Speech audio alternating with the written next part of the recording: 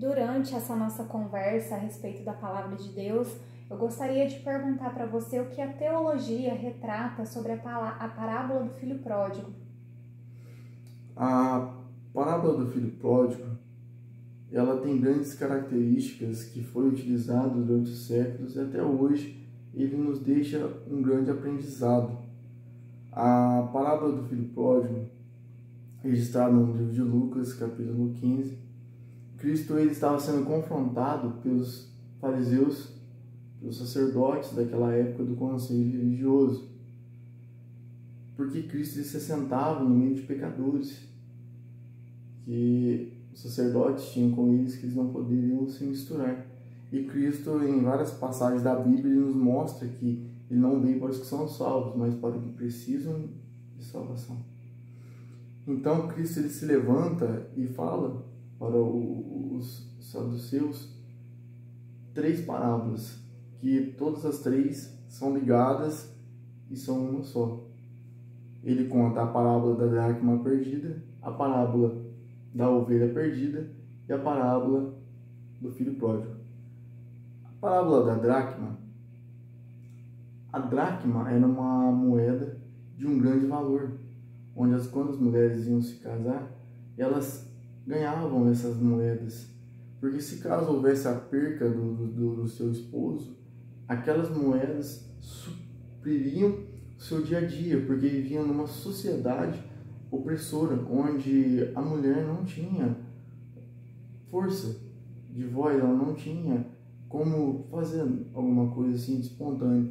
Então aquela dracma supriria a necessidade dela, mas era de tanto valor, só que essa personagem, ela perde essa dracma, e ela sai feito louca dentro da casa dela procurando aquela dracma, e encontrando, o que ela faz?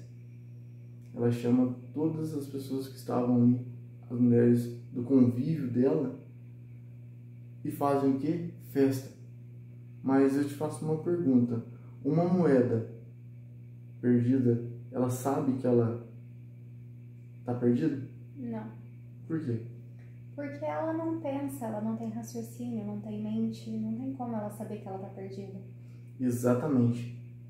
Mas observamos o quê? A dracma, ela se encontrava perdida onde? Dentro de casa. Exatamente. A dracma, ela estava perdida dentro de casa. E a mulher encontra e faz festa. Jesus Cristo ele continua e conta qual parábola agora? A parábola da ovelha perdida. Onde o pastor, vendo que a ovelha ela se encontrava perdida, ele faz o quê? Ele deixa as 99 seguras, porque para ele todas têm um valor insubstituível. Então ele deixa as 99 seguras e vai ao encontro daquela que estava perdida. Por quê? Se você tem uma criação, um exemplo, um cachorro, e o seu cachorro ele se perde de você, ele sabe que ele está perdido? Sabe. Por quê? Porque ele não raciocina da forma como nós, mas ele tem ciência, tem noção do que ele está fazendo. Então ele sabe que ele está perdido. Mas ele muitas vezes ele não consegue retornar. É o caso da ovelha. Então é necessário que o dono ele vai, por amor da criação, ele vai atrás e traz de volta. Mas quando você perde algo que você ama, tem um preço inestimado, o que você vai fazer quando você encontra? Festa. Assim o pastor ele fez. Ele trouxe a ovelha, as pessoas que estavam do seu convívio, ele trouxe e fez festa. Então Cristo ele vai agora, ele entra no quê? Na parábola do filho pródigo.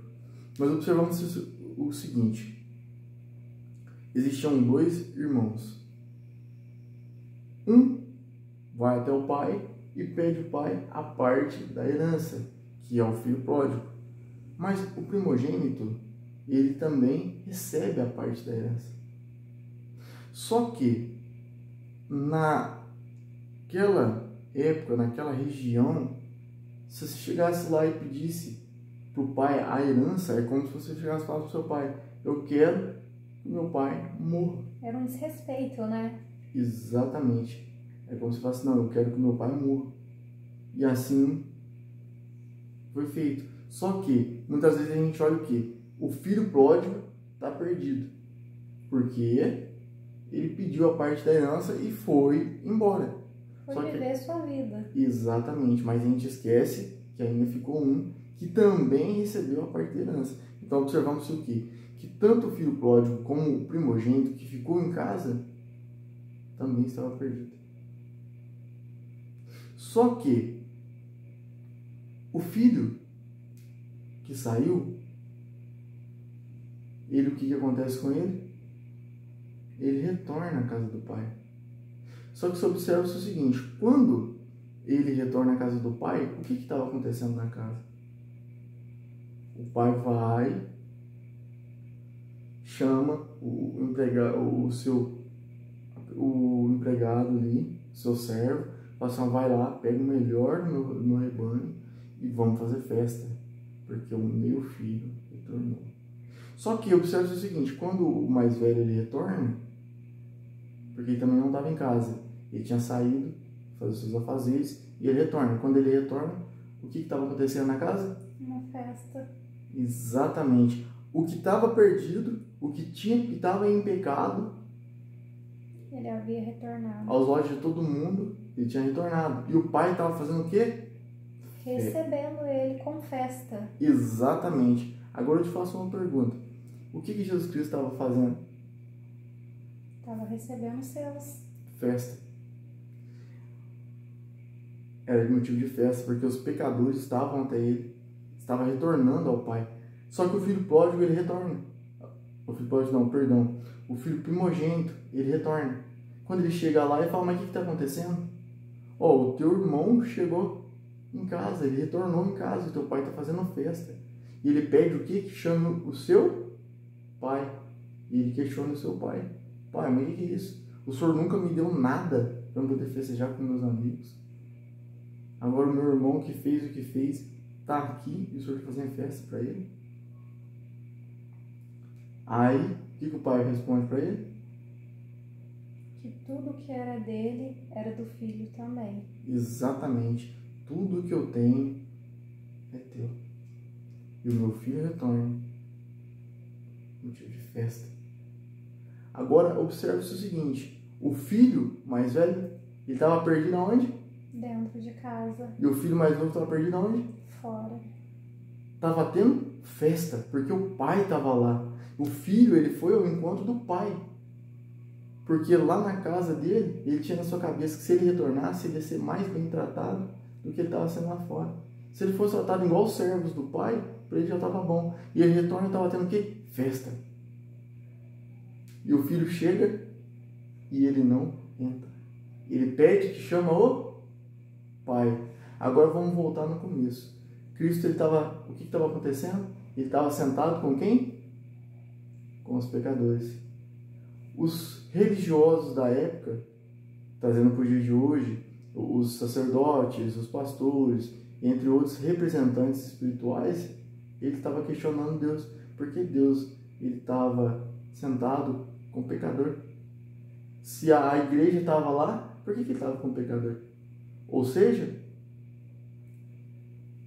os que se diziam ser servo do Deus vivo, servo do Deus de Abraão, de Isaac, de Jacó, estavam do lado de fora.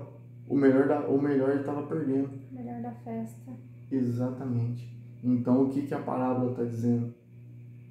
Que muitas vezes a gente olha, a gente acredita que os que estão na rua estão perdidos. Só que muitas vezes os que estão dentro da própria casa também estão perdidos. Exatamente. Eles só não sabem que estão perdidos. Por mas isso, estão. Com certeza. Por isso que a palavra de Deus ela fala, não julgai uns aos outros. Porque da mesma forma que medir, lhe será medido.